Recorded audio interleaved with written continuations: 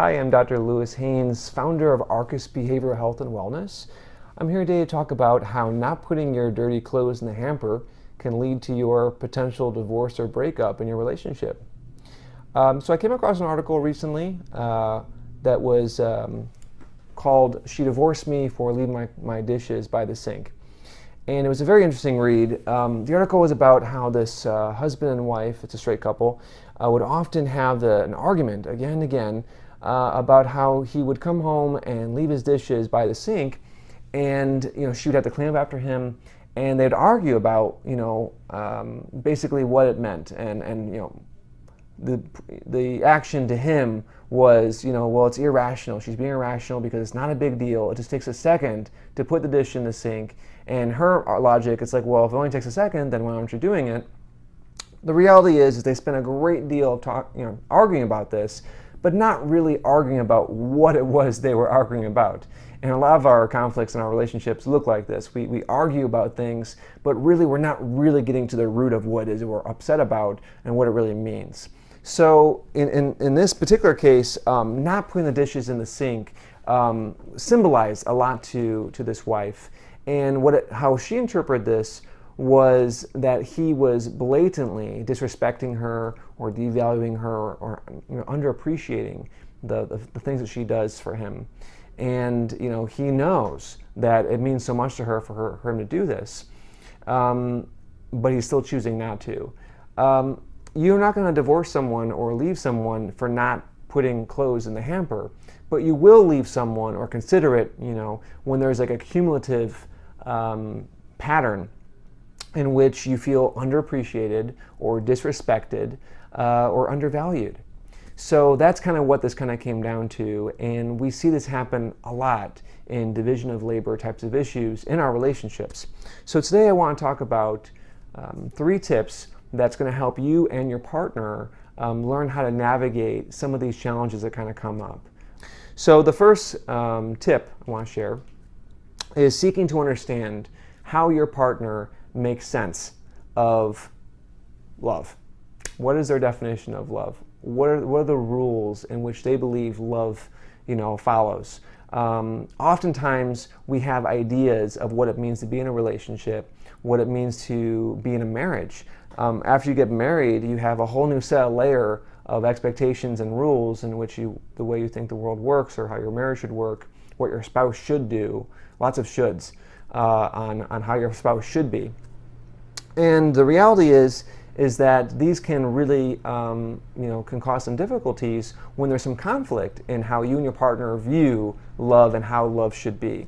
So it's very helpful to have a really good understanding of what your partner, how they interpret and how they make sense of expectations of love and what it means in the day-to-day. Even being aware of your own expectations of love and what it means to be in a marriage and relationship can be very helpful. Okay, so tip 2 is practicing the platinum rule. Let's talk about what that means. I'm sure you're familiar with the golden rule. The golden rule is pretty prevalent in our society. Do unto others as you would have done to you, and all that jazz. And that's great and all, and in terms of your everyday and interactions. But when it comes to intimate relationships, there is a rule that takes precedent over the golden rule. It's called the platinum rule.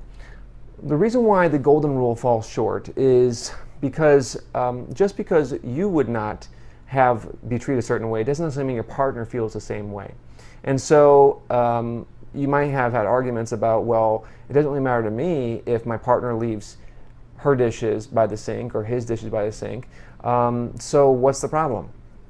Well, that's how it falls short, because we all have different ideas, again, due to rule number 1, about what love means, how things should be, how your partner should be, and so on and so forth. So the platinum rule states, treat others how they wish to be treated.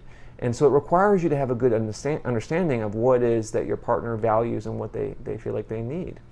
So it kind of ties into rule 1. Once you kind of know what it is that, what love means to them, what the rules are, how they want to be treated, the platinum rule states, okay, now that you know this, go ahead and try to go that next extra step to really try to do what it is to help them feel that they're getting their needs met. The final rule is being generous in our interpretation. So we are meaning-making machines, and we're constantly making sense of our environment, of our relationships, the things that people say or do. We're constantly assigning meaning to these interactions. And being generous in interpretation basically means that you're trying to assume the best possible explanation for why someone, or your partner in this case, did or did not do what is it you feel like you want them to do. So, if you're not mindful of your interpretation, you might personalize it and internalize why it is that your partner is not doing something. And so, for example, the reason why he's not putting the clothes in the hamper, or she's not putting the clothes in the hamper, is because they're deliberately disrespecting you, and they don't give a crap about what is that, what matters to you. And a generous interpretation might sound more like, well, I recognize that my wife, she has a long day at work. She comes home, and her kind of modus operandi, or her MO, by default, is to just kind of leave things around when she comes home. She's unwinding, is how she decompresses, and it's not really about me per se. Having this interpretation, having that kind of understanding, that kind of compassionate kind of lens, is going to help soften when you go back to your partner and try to approach them and address what is it you want them to do. I'm feeling kind of frustrated, I'm feeling kind of bothered. It would mean a lot to me if you please pick up after yourself when you get home from work, or whatever it is. It'll be a much softer and more effective conversation if you can have a generous interpretation rather than a more personal and negative one, if that makes sense. These are things that get addressed really well in good couples therapy. And we have lots of things come up all the time due to our ideas of what it means to be in a marriage, be in a relationship. And good couples therapy allows you to really explore some of these issues that kind of come up and we run into. We kind of bump heads here and there with our partner because we have ideas that are different from our partner's ideas of how a relationship should look like and what should happen.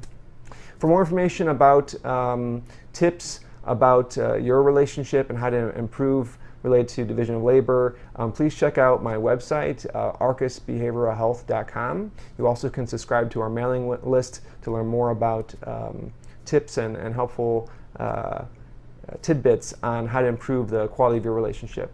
Thank you and have a great day.